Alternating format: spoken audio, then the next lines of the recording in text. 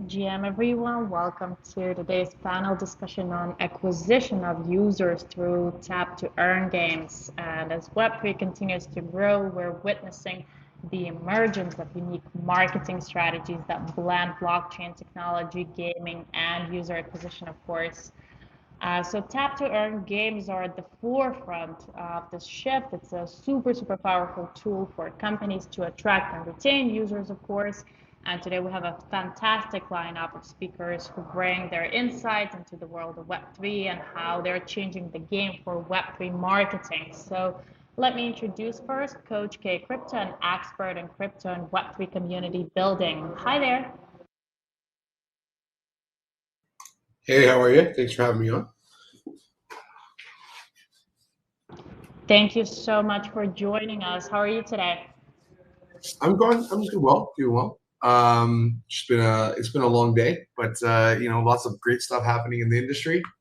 Lots of growth starting to happen, and it's exciting times for everybody because generally from this time forward, looks like the bull market shall start at least in the next few weeks. So yeah, as much as people are scared for the long term and are a little bit, shell shocked and have a lot of, that internal stress that they're going through of like, are we actually going to go back up? I think we're actually at the point where we're likely going to maybe have one dip, or we're going to start seeing the market improve and get into a bullish state, which, a lot of people don't believe, but I'm certain of it.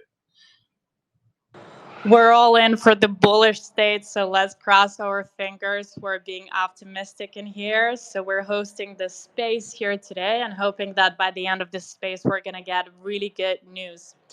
All right, today we also have here Subash from Tascon. Hi, Subash, how are you? Hi guys, I'm Spash. Hi guys. Yeah, I'm good. Thank you very much, Jim, to everyone else listening, and thank you very much, guys, for having me.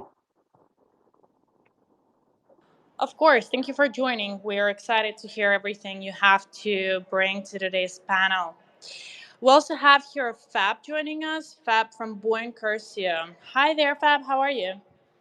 Hi, everything is fine from my side. So happy to be here. It's my first Twitter space on behalf of Boinkers.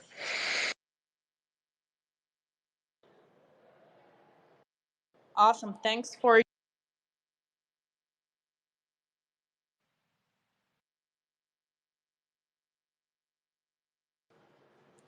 Hi there. We also have here Abasi from Arena Web3 today. Hi there. How are you?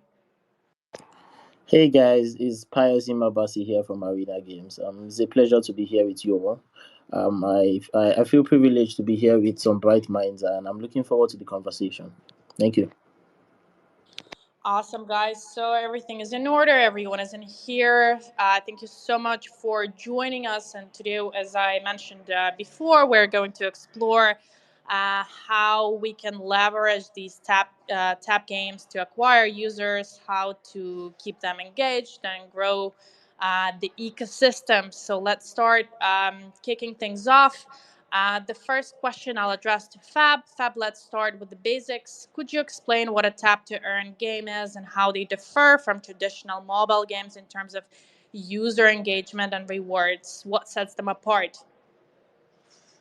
Yeah, sure. I would say that tap to earn game is a new type. I would say almost old type of game for for Web3 space. It's already up and running for a few months. But anyway, it's a way for the user to get an immediate rewards from their activities on Telegram. If you compare with a traditional Web2 game, because in tap to earn game, the user have to put some efforts and energy inside the game to get a reward. It's a little bit different from traditional games because of Web2 games, because Web2 games users are more speculative guys looking for the 10x, 100x, or even 5x from the list of the token, the Web3 games, and maybe in Web3 people are not very interested into the gameplay, the game itself, more interested in the speculative aspect of the games. Tap games is just a way very quick, fast, and hyper super casual for the user to get acquainted with the game, with the app, get familiar with it, also get familiar with the Web3 Web3 features, even if they are very well hidden by the Telegram platform itself.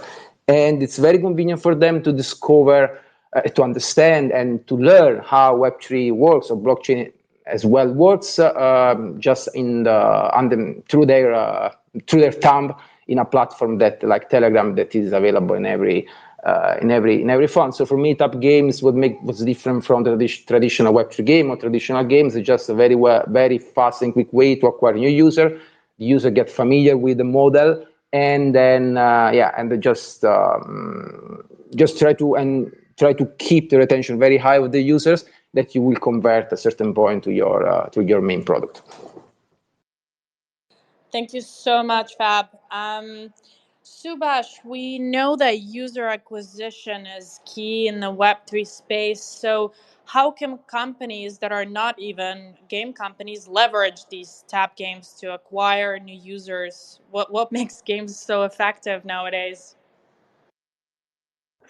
Well, it's a short attention span that's needed, right, for these tap to earn guns, and that's how they've kind of made it easy, and also they become quite viral, because it's an easy way for people to earn tokens. So just tap tap tap tap tap. It's not a lot of brain power that's needed to actually earn tokens, or be part of the game, or be continuously joining the game, and doing the task of tapping. For ourselves, we actually launched a kind of wheel. We did something very similar to a tap, but we forced people to invite others to join, and then they can get an additional spin on our Telegram wheel, or within our Telegram app. So we completely took a different approach, where yes, there can be virality with regards to inviting others and making them join. Making them join your app, because the tap to earn after TGE happens, the kind of users will fall off. You won't see that kind of growth, or exponential growth that they've seen before TGE, and that's going to be a problem, where they're going to have to build communities and actually focus on user engagement and user retention. I see that's kind of the con to, or what tap games are, but tap games are very easy to play and easy to enjoy at the moment. So there is an upside to it in actually generating a huge influx and huge variety of users to join your platform or your game. Thank you so much, Subash. Coach K, I want to talk to you about something that Subash has just mentioned. So once a company has acquired users through a tap game, so the next challenge is keeping them engaged so they don't fall off.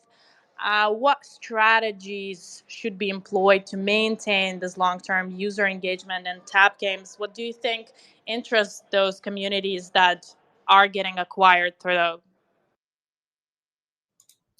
Well, I think that if you actually look at like traditional conversion rates of a normal business, if you can keep like even just 1% of all those users, you're probably going to have more users than most people have in the last, like 99.9% of projects they've ever had in the past. The only problem is if there's Sybil attacks and stuff like that. So it's really important that they do something to make sure that they're not just onboarding like 100,000 bots or 200,000 bots or 1 million bots. So I've seen a lot of projects, like one example is T. They had like 4 million people in their Telegram, right? And those are definitely not real people, right? So I think it's really important that we know like what percentage of those people are actually real. Then the conversion rate of, are we doing as well or better, which is only 1%. Are we actually converting these people into customers that are paying customers? Now, we all know that a lot of people, if they think they can make $20, $30, $100 tapping the game, they might just do that to make money, and then they would leave. But there's definitely going to be certain people, if you engage them and you maybe quiz them and like get them to answer questions about what they actually like, what they don't like in crypto, like kind of engage them to kind of learn stuff about them, similar to how an AI algorithm would work, where it's trying to find out what are you actually, what do you actually like? What do you look for? What types of things are you interested in? So trying to engage a community from that perspective, the same way as you see and may subconsciously not see them doing to you through social media and other media platforms, etc. It kind of engages you, and then the AI will look at what you like. What do you go on a news site? What do you touch? What videos do you watch on Instagram? And so learning that about people will be very interesting. Like engaging them not just to tap, but maybe adding in some new elements. Whereas the tap to earn is done, we're going into the next phase. Okay, we have other ways for you to earn, and now we can connect to like a project like Aether or OG or Zero Gravity or any of these AI platform providers which are taking data and be able to sell it to them, right? So there's a way then you can pay that user, so they're happy to provide that data. And in that perspective, I think that'd be really something that would help engage those users that usually they're there for tapping, but if you can actually give them something out of value other than tapping and then playing and beating a person in a fight or shooting a person first or whatever the tap to earn game is, we all know that those games are not going to be something that lasts forever. So after that, you need to think of, like, is it music? Is it entertainment? Is it engagement activities? And really put your head around all of that so that you can keep that user engaged and convert them into an actual person who's going to hold your token other than just the airdrop they're going to earn. Brilliant words, Coach K. You've got 2 follow-ups, one from Sebastian and from Fab. So I just want to touch on to what Coach K did say. 100% agree with keeping them engaged, and that's what we kind of do as well at Tascon. So as he mentioned, bots are huge in tap to earn games. We see videos of guys actually sitting in kind of farming or kind of not farming, but like with lots of phones out there trying to actually farm these tokens. Or even factories, there's tons of people actually doing these tap to earn games, or even using machines to actually do it. Yes, to kind of actually utilize and mobilize them, you're gonna have to use platforms like us to actually build a kind of community and actually focus on, yes, filtering out the bots. We do that as well, using our own algorithm and of course our other partners that work with us to actually filter them out, and then actually mobilize them to actually utilize them for the next phase. Maybe your game kind of moves it to the next level or dies off, but you can actually utilize that community to push them. Let's say if you're a game studio, you push them into your next game, your next tap to earn game. So you have to kind of move the attention off the users, or you have to actually utilize them to actually make them play your new game, or yeah, I think that's the way forward of actually moving their attention or building up into the actual community as well. Thank you so much, Subash. Fab, what about you? What's your opinion on it? Yeah, I quite agree with them. So everything is about product. If you want to keep the retention very high of the user, because their threshold attention is very low, and also their interest. So I personally think that the first million users is more about quantity over quality, and you have to build a community from there. When you cross this threshold, you need to start to focus on the product, meaning that you have to release new feature in the game, you have to reward the user and just take their hands and accompany them till the TG. And at that point, you also have to, when you get a lot of users, over 1 million users, you get a lot of attention. Happened to us from other games. So you exchange traffic, you acquire new user, but of course you will get also bots. This is all farming bots, so people that they are not bots, but real people that are just farming. They're not interested in your game. They're not very interested into to be converted in buying users. So the most important thing is to introduce some anti-bot or farming or anti-sibling strategies, and also to deliver a lot of products, a lot of features, focus on the community, on the most loyal and active users, and maybe also following the not coin strategy. So they just released the not pixel, so it's a new product. So in this way, you're gonna convert your users to a new product, and you keep their loyalty high. So bottom line here is that you have to take the user to the TG, but the real challenge is after TG, because they get their token and they are not interested anymore in your game. So at that point, you have to introduce some strategy like release a new product, new features, and new possibility for the users to to earn from your game and with your token, and not coin just is just writing a playbook about that. Thank you so much, Fab. Ima-Abasi? Yeah, I think everyone here has made very valid points. And one thing I know about the tap game and which I really admire is I think it's a genius way of lowering the barrier in which users get onboarded into Web3. Back in the days, it was really tedious to get to learn about new concepts around Web3, getting to learn about how to create a wallet, how to get onboarded. It was quite tedious, but with the tap games, it's so easy, super easy. And one major disparity that the tap game has brought in, which makes it different from traditional game, is the fact that most of the reward model is it's beneficial both ways in terms of you can earn reward in the game and also in real world, and this is something that is enticing for users. Also, in terms of acquiring new users, I I would point out the fact that one of the major things Web3 projects need to look into is one of the main way of actually acquiring new users, and not just acquiring them but retaining them, is centering your tap game around whatever product you're building. That way, whoever comes in will know that this isn't just about tapping, but also around about learning more about what you are tapping about and getting to on board fully into and key into the product that is being offered by whichever project. So I would say for a fact that acquiring, it's one thing to acquire new users, and it's another thing to keep them. It's another thing to center your whole marketing campaigns, and not just marketing campaigns, your whole targets around keeping those users and actually filtering out the people who are here to farm and people who are here to actually use your product, because this whole thing is a trend. At the end of the day, the tab game will come, and I'm not saying it's going to go, but it's probably might evolve to another point. But at the end of the day, the hype after the hype dies off, whoever would stay with your project, whoever would stay in your community, are people who actually want to use your product.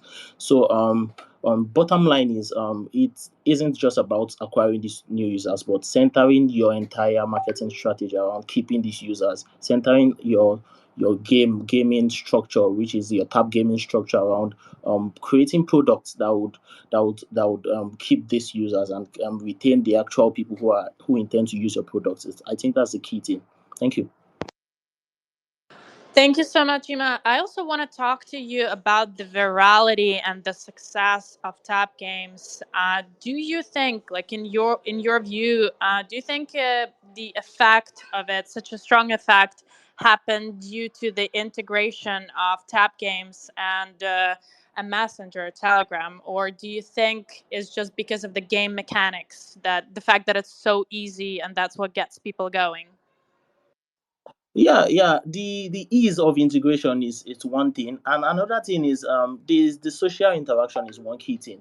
I think there are two key factors that makes tap game that has caused the success of tap game today, and it's accessibility. The fact that you can easily access this game, you can easily onboard on this game. Just get a link, click on it, start game, and you are good to go. And another thing is the social feature is one key feature that has been a game changer. I won't lie, because engagement is super easy by integrating with platforms like these. People are not just playing the game, but it creates that seamless experience where when you play, you can simply share with friends. And for most games, just like our Froggy game, it's so easy to also interact, and also you get rewarded for onboarding people by reaching out to people and saying, "Hey guys, I'm playing Froggy game, for example. I would like you to check it out too." Or, "Hey guys, see my high score on Froggy game. I would like you to check it out too." So that social interaction has really helped the tab games generally as a whole to thrive, because I don't think without social interactions they would thrive. I can remember while growing up playing some of these traditional games. There were also social features like that, where after you play games like Candy Crush and the likes, you get to also share your high score with your social friends. I think there were options to share with people on Facebook and the likes, but it wasn't that seamless. It wasn't as easy as that, because most times there were several complications, if I could remember, because if you have to connect your account, or you have to sync your account before you start sharing those things. But imagine a situation where the whole thing is inbuilt on Telegram, where as soon as you play, as soon as you start playing and using these platforms or using these games, you can simply just share your high score. You can simply share your referral links with friends to get onboarded. So at the end of the day, tap games are not just about earning. I think building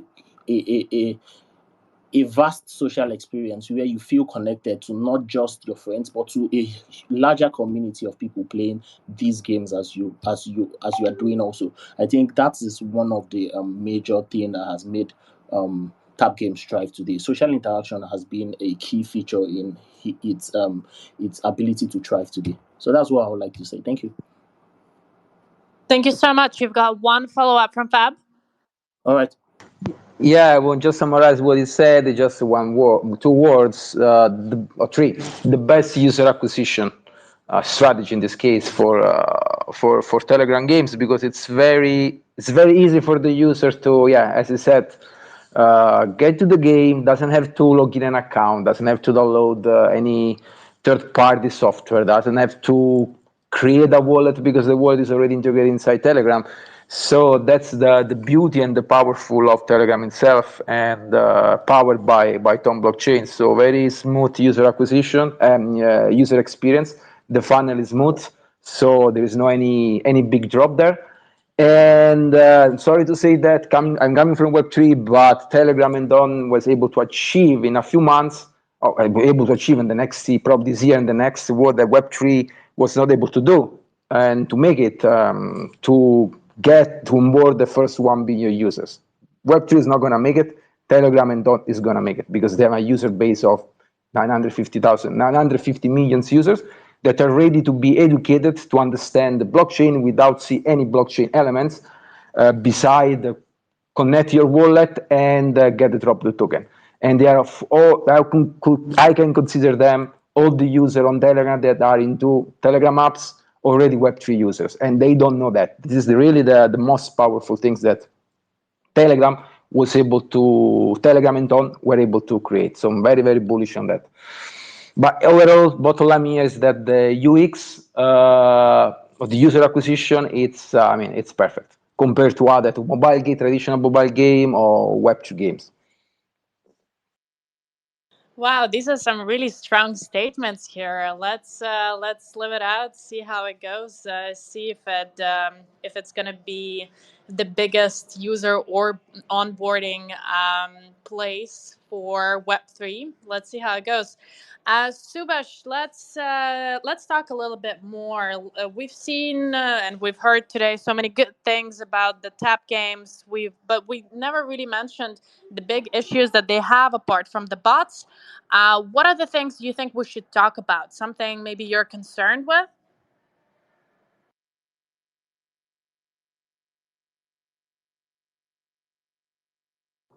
Hi there, Subash, sorry. let me know Can if you hear you're me? still there. Can you hear me? Yes. Ah, perfect. Okay. Sorry, could you just repeat your question again? Sorry, I just cut out. Yeah, no worries. I'm just saying that we've heard a lot of really good things about the tap games today, and we've already mentioned the problem with the bots. However, are there more things that you're concerned about in terms of tap games, in terms of onboarding Web2 users into Web3s through Telegram, through Ton blockchain? Well, on the onboarding is solved. It's a very easy way. I'm sure the guys have already discussed this. For me, it's just uh, there is kind of cons with regards to how can I actually utilize and retain them, or retain my users. And for us, we actually focus on that. So Tascon actually focuses on helping projects with the retention, or we focus on the full marketing funnel. So with regards to actually retaining those users and keeping them involved within the game or within your platform is the key thing after TGE. And uh, I think after TGE, normally we see with all projects as well, but especially with kind of these projects, you'll see it like a drastic fall within daily active users or monthly active users. And I think that's going to be a huge problem as they kind of scale long term, or look at long term growth, because it's fundamental that their token price helps them with their growth as well, right? So unless they abandon the game after TGE, um, I don't really see much actual token demand side from it. I think that there will be a huge sell off from these kind of games, and those prices will kind of bottom out after a while. So for me, I don't see these games as uh, very long term. I think they're more short term kind of marketing, or ways to do marketing. But as we kind of explore, the kind of has to have a kind of next level or next plan that they're going to utilize for actually utilizing all these users and taking them to the next stage. So in the short term, or in what we are right now, yes, it's a good tool to acquire users, but in the long term, it's not going to be a tool to actually retain them, or actually move them onto um, what you actually want to utilize them for. Thank you so much, Subash. Fab? Yeah, I think that Sub is looking at Telegram game from the wrong angle, because nobody's thinking here that this Telegram game or Tap game stay there for a long time. I mean, forever, for years, like many other Web3 games. The scope here is just to use Telegram as a user acquisition platform to get new user from new audience, brand new audience, and you have to get them to your main product. So the strategy should be, okay, I acquire my users, I acquire 1 million, 2 million, 5 million, 5 million, 10 million users, whatever it is. But I cannot keep them forever. So the part here is you have to educate and then convert to your main product. If you have a main product, if you don't have a main product, you have to create it. So if you have a blog, if you have an NFT collection, if you have a website, if you have a newsletter, if you have a mobile game, if you have a desktop game, whatever you have, this is the way to get the user and then to convert there. I spoke with many Telegram founders, big guys big games at Token 2049. We all agree on the same.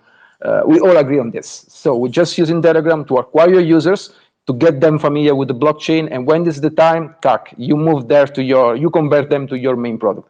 That's the scope here. Because if you think that people here try for 3 years, try to convince normal users, normal gamers, traditional gamers, to get on Web3, to understand them, what is NFT, what is blockchain, that create a wallet, create a seed phrase, blah, blah, blah, blah. Didn't make in 3 years, we're not going to make it in the next 10 years, in my opinion. So, but Telegram is much easier, and then you have to use that. So if you think that they will not last longer, that's right. They will last the game and your product till your TG. After that, you have to create. I have a strategy for the after TG, and again, Notcoin is trying different things, and they are testing out different product, different strategy, and it's working out very well. Or you need to have a product. If you don't have, you have to create a product, and then you have to convert these users.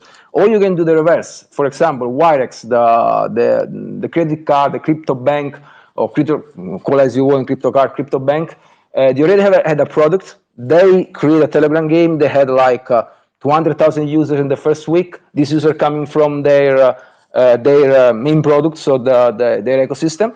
And then they grew because they acquired new users that were not familiar with the Wirex, but now they know the product, and they will convert these users there.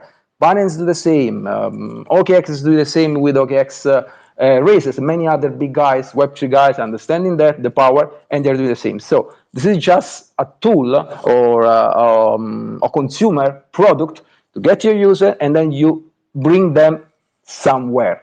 Nobody's going to stay with the same product, I think, for 6 months, 1 year. So depending on your TG strategy.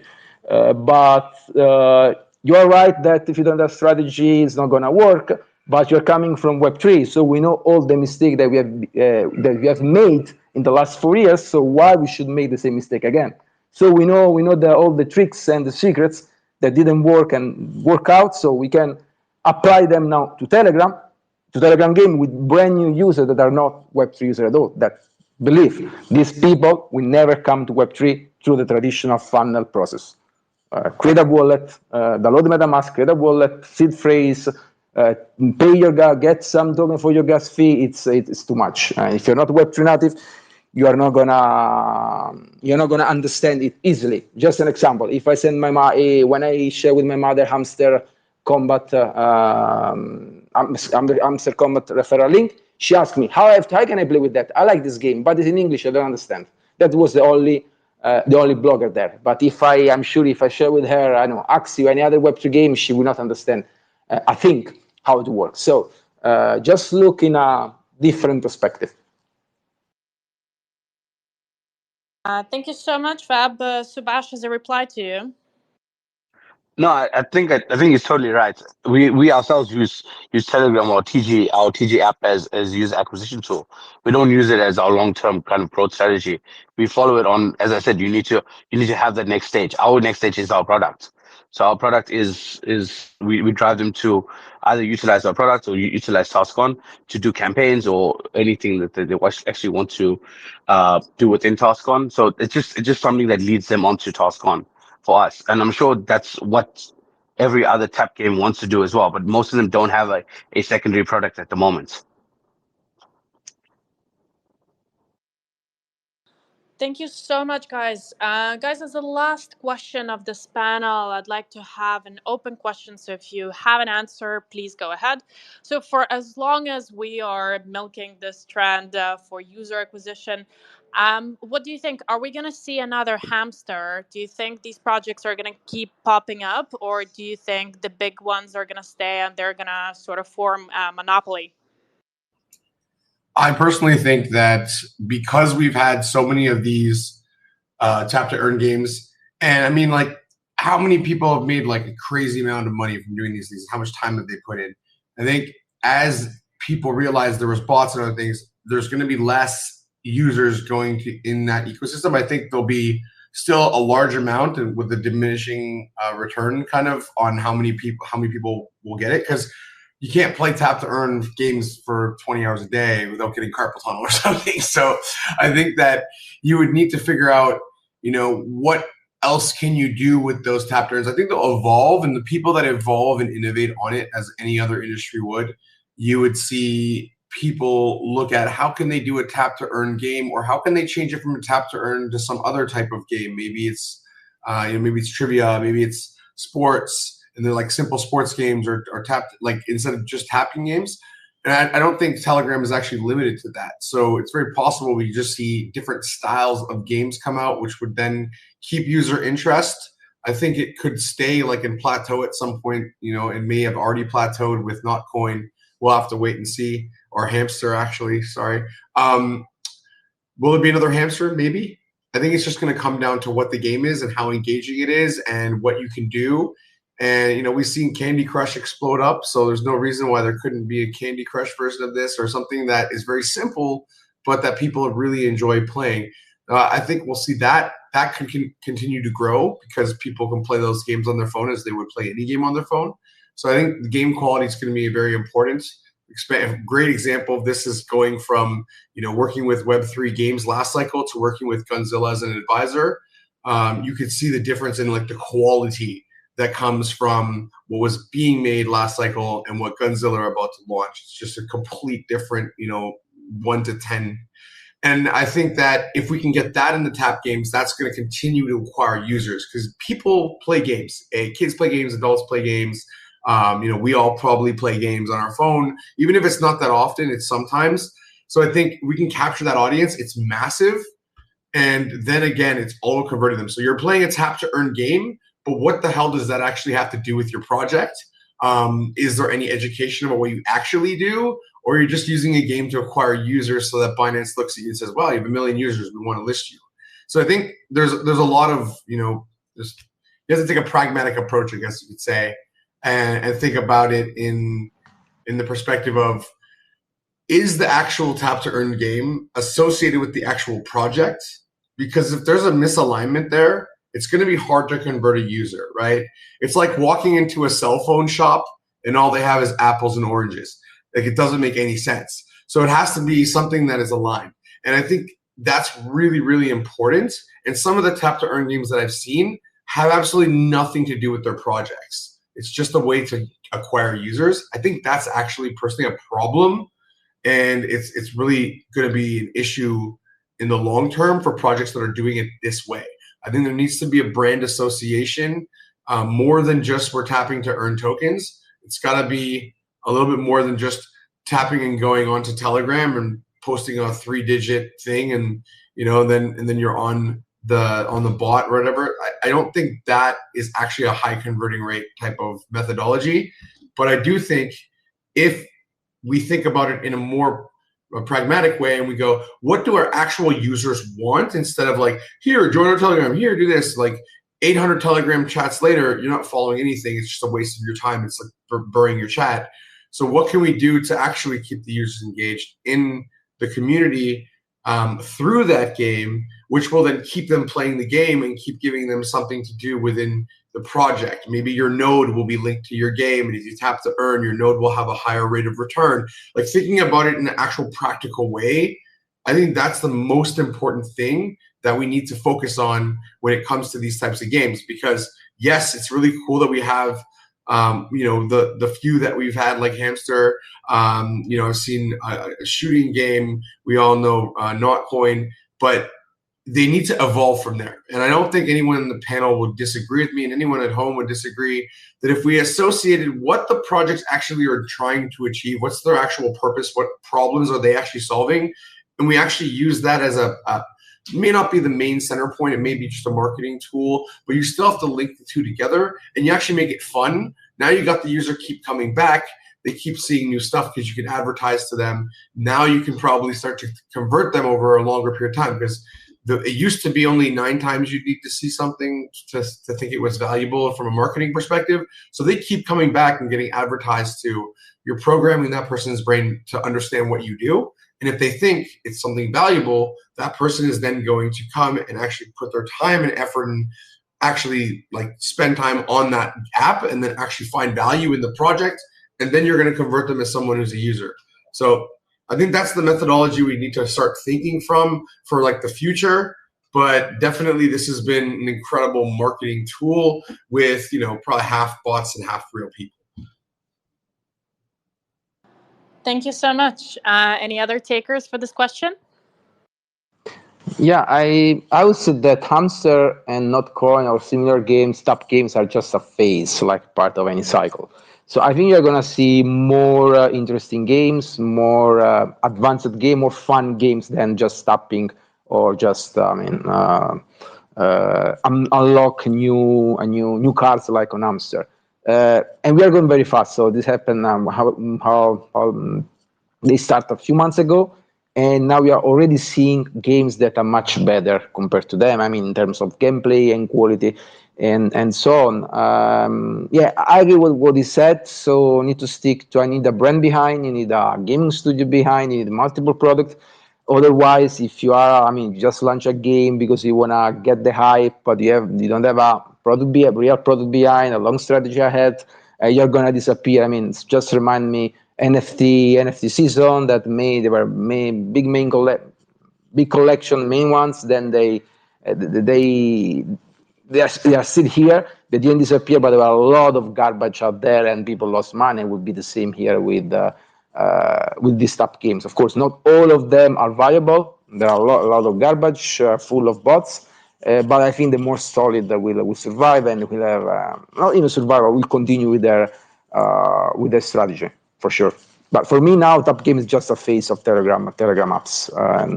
They will evolve. The users will get new type of users, fresh new user inside the games, and just need to have interesting games and funny game. And about what you said before, you mentioned Monopoly. I heard something that Monopoly is coming on Telegram. It's just a rumor.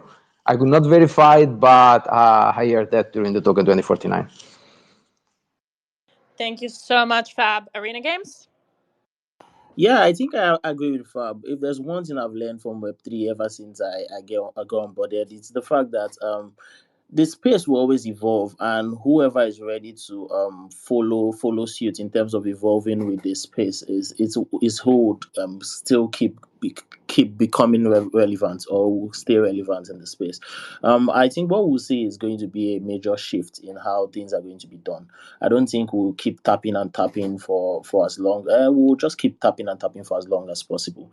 But what might lead us on to the next era of how things are going to be done with the tap games is probably how projects who are going to be able to integrate account abstraction and things like decentralized identities into their ecosystem. I think that's the next phase of things we would likely be seeing. I think people like to see things where they can check out their progress, achievements, and the like. So imagine if you have a portable identity that gives that shows there's a general archive where you can see your progress across every of the games you are playing on every of the tab games you are playing. I think this is one level we'll get to start seeing in the coming future, where people can start integrating. There's going to be cross integration across most of these mini apps, and we can likely have a system whereby people can start having digital identities on these mini apps where you can track your progress across all mini apps and all. So I think we are going to be seeing a lot of things in the near future. The gaming ecosystem is going to keep evolving, and I personally would like to see some of these Web2 games integrated on Web3, especially on the tab games. I was having a conversation with a friend earlier last week, and he was casting doubt on the fact that he doesn't think Telegram will be able to withstand or onboard some of have the. He basically was trying to say he doesn't think Telegram has the technical capability to onboard some of these Web2 games, because let's face it for a fact, most of these tab games, they are super easy. They are super easy to onboard. They are super easy to create, as compared to some Web2 games where it's really technical, super technical. The graphics, the how the gameplay works and all. So he was casting his doubt as to how most of these things can be done on Telegram, especially with tap games. But I was telling him that if there's one thing I know, Web3 has always been evolving, and I believe in the near future we might see ways, or we might see projects come up with ways to onboard some of these high end games to the tap ecosystem. So I'm really looking forward to it, and I would love to see how the whole thing goes. Thank you. Thank you so much, guys. I think this would be the end of our spaces for today. Thank you so much for joining in and sharing your opinions and insights on this topic. It's always a pleasure to have you here. Thank you so much to our listeners for joining in today, too. We'll be here next week with another exciting topic from the Web3 space. So come here, join, learn, same place, same time. Once again, guys, thank you so much for joining us. It's been a blast, and until the next time.